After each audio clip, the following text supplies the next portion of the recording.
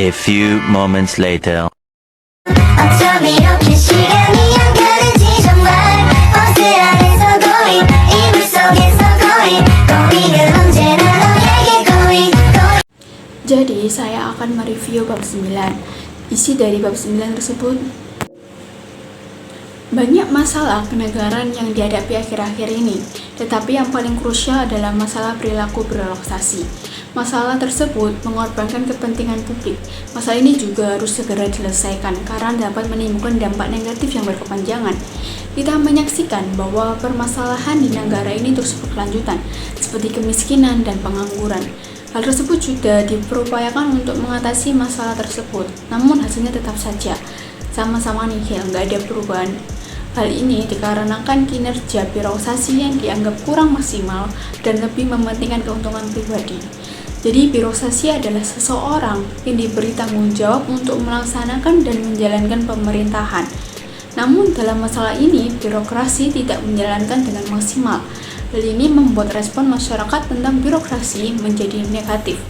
Karena itu, untuk mengatasi situasi dan kondisi negara yang kita hadapi saat ini, pembangunan birokrasi harus menjadi salah satu agenda yang mendesak. Mendesak karena semakin banyak masalah publik yang timbul dari hari ke hari. Hal ini menurut penulis tidak hanya mengorbankan masyarakat, tetapi juga mengancam keutuhan NKRI. Keterpurukan birokrasi terus saja tidak dapat dibiarkan.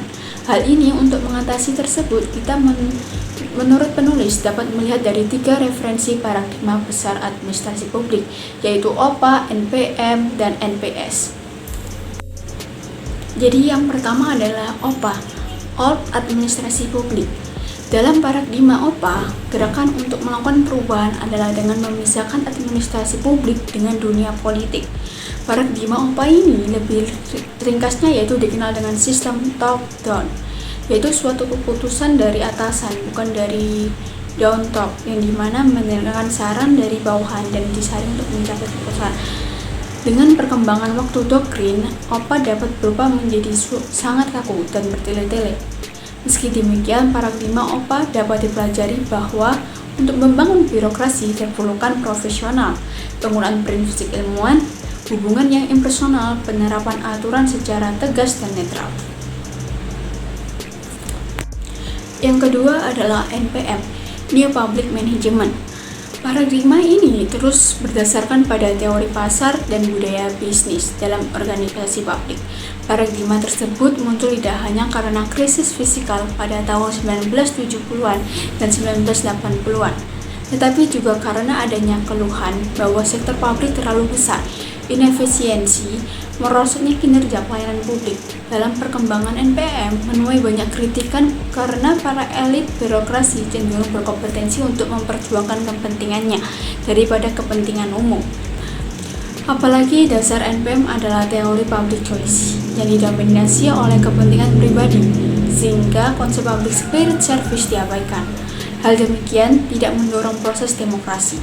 Namun, dalam NPM, pelajaran yang dapat kita ambil adalah untuk membangun birokrasi harus memperhatikan mekanisme pasar, mendorong kompetensi dan kontak untuk mencapai hasil, harus lebih responsif terhadap kebutuhan pelanggan, harus bersifat mengarahkan, menekankan organisme yang bersifat fleksibel, inovatif, dan berjiwa kewirausahaan untuk mencapai hasil. Dan yang ketiga adalah NPS, New Public Service. Dalam paradigma NPS, tidak lagi yang ada yang menjadi penonton, semua jadi pemain dan ikut serta. Di sini pemerintahan menjadi hak-hakkan warga masyarakat dan memenuhi tanggung jawab kepada masyarakat dengan mengutamakan kepentingan warga masyarakat. Citizen First adalah pedoman yang dilakukan NPS dalam menjalankan pemerintahan. Paradigma ini sejalan dengan prinsip co-creating yang digagas oleh Prakal dan Ramaswamy sebagai sumber energi organisasi di era demokrasi. Karena menjamin kebutuhan dan nilai warga dan bukan kebutuhan institusi. Pelajaran yang penting yang dapat kita tambahkan adalah birokrasi harus anggun agar dapat memberikan perhatian kepada pelayanan masyarakat sebagai warga negara, bukan sebagai pelanggan. Mengutamakan kepentingan umum, mengikut sertakan warga masyarakat, berpikir strategis dan bertindaklah demokrasi. Dalam menjalankan birokrasi, penetapan suatu paradigma tentu saja sangat counterproduktif, sehingga untuk menerobos paradigma dalam menjalankan dan membangun birokrasi yang baik diperlukan 3 paradigma, tidak bisa menggunakan doktrin satu paradigma saja. Untuk membangun kemampuan dan komitmen birokrasi, ini diperlukan 4 lever point, yaitu pertama membangun visi, manusia, sistem, dan lingkungan birokrasi. Yang pertama adalah membangun visi birokrasi. Saat ini, visi yang terjadi di tingkat pusat, provinsi, dan kabupaten nampaknya berjalan sendiri-sendiri, tanpa adanya satu tujuan yang sama. Hal ini dapat menimbulkan konflik antara pemerintah dan provinsi, pemerintah dengan kabupaten, atau provinsi dengan kabupaten. Seharusnya, semua jenis birokrasi harus memiliki misi yang sama.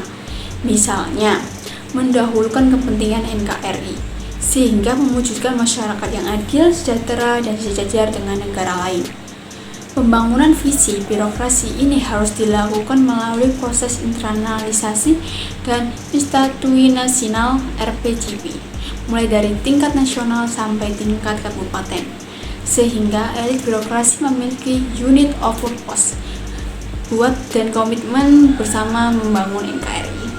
Yang kedua adalah membangun manusia birokrasi. Dalam membangun manusia birokrasi, aspek strategi yang pertama yang kita lakukan adalah menciptakan atau membenahi kualitas kepemimpinan birokrasi. Yang kedua adalah meningkatkan kualitas para manajer publik di semua tingkat. Hal tersebut adalah aspek strategi untuk membangun manusia birokrasi yang baik. Yang ketiga adalah membangun sistem birokrasi. Dalam membangun sistem birokrasi, aspek pertama yang harus kita benahi adalah pembenahan struktur. Yang kedua adalah menerapkan strategi yang tepat, dan yang ketiga adalah pembenahan budaya organisasi. Dan untuk aspek yang terakhir yang untuk dibenahi adalah membangun lingkungan birokrasi. Pengaruh lingkungan, baik dalam lingkungan yang mendukung ataupun yang menghambat, hal ini perlu diperhatikan, karena lingkungan birokrasi dapat mempengaruhi kinerja dari birokrasi tersebut. Lingkungan yang baik maka dapat menimbulkan kinerja yang baik, begitupun sebaliknya.